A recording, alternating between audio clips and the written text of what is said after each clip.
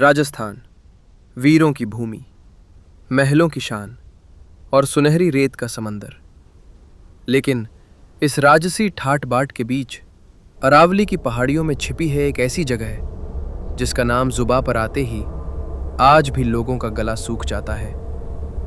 भानगढ़, भारत की नहीं, शायद पूरी दुनिया की मोस्ट हॉन्टेड यानी सबसे डरावनी जगह। यह सिर्फ एक किला नहीं है, ये एक चेतावनी है, एक ऐसी चेतावनी जो भारत सरकार ने खुद दी है।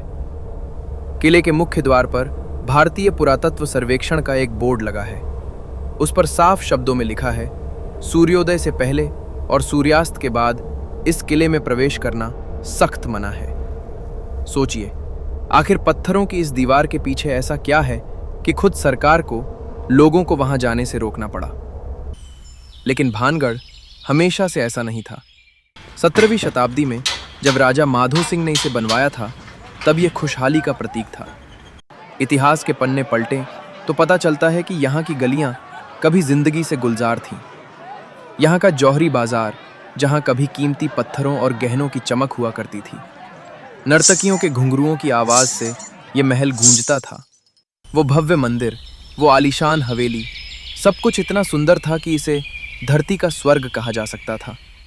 लेकिन कहते हैं ना कि बुरी नज़र को खूबसूरती सबसे पहले दिखती है।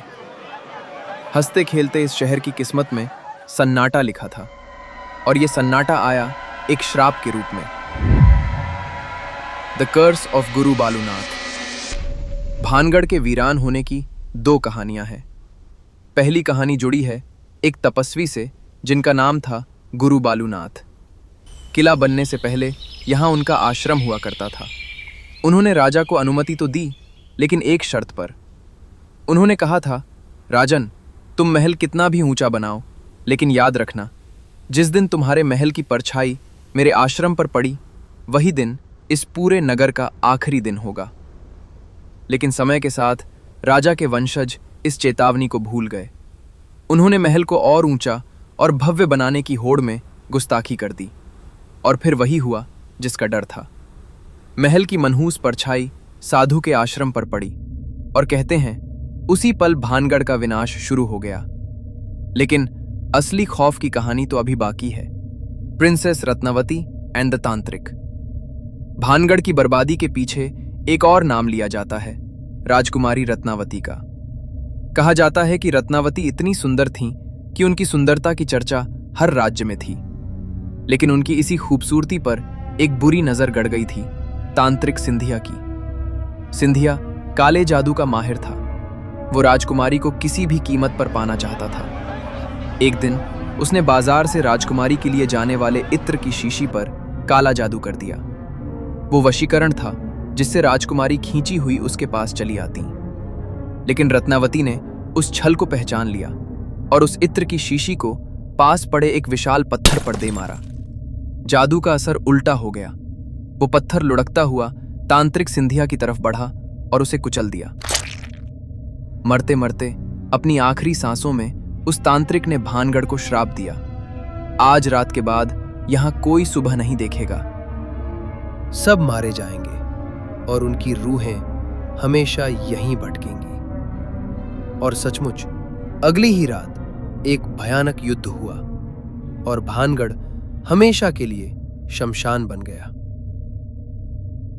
अगर आप आज भानगढ़ जाएं तो एक अजीब चीज नोटिस करेंगे। वहां मौजूद किसी भी घर पर छत नहीं है। जी हां, बाजार हो या हवेलियां, सिर्फ दीवारें खड़ी हैं। स्थानीय लोग कहते हैं कि जब भी कोई छत डालने की कोशिश करता है तो वो अपने आप गिर जाती है, मानो कोई अदृश्य शक्ति उन्हें साए में नहीं रहने देना चाहती। वहां की हवाओं में केवड़े की खुशबू के साथ एक अजीब सी सड़न महसूस होती है। लोग कहते हैं कि खामोशी में भी उन्हें किसी के चलने की आहट और चूड़ियों की खनक सुनाई देती है। क्या भानगढ़ सिर्फ पत्थरों का ढेर है, या वाकई वहां आज भी रत्नावती और उस तांत्रिक की रूहें मौजूद हैं? विज्ञान सबूत मांगता है, लेकिन जिनका सामना वहां की काली रातों से हुआ है, वो सबूत नहीं, सिर्फ सलामती मांगते हैं। अगर आप कभी भानगढ़ जाने की सोचें तो याद रखिएगा, सूरज ढलने से पहले वापस आ जाना, क्योंकि भानगढ़ के दरवाजे इंसानों के लिए बंद होते हैं और किसी और दुनिया के लिए खुल जाते हैं। क्या आप उस दुनिया को देखने की हिम्मत रखते हैं?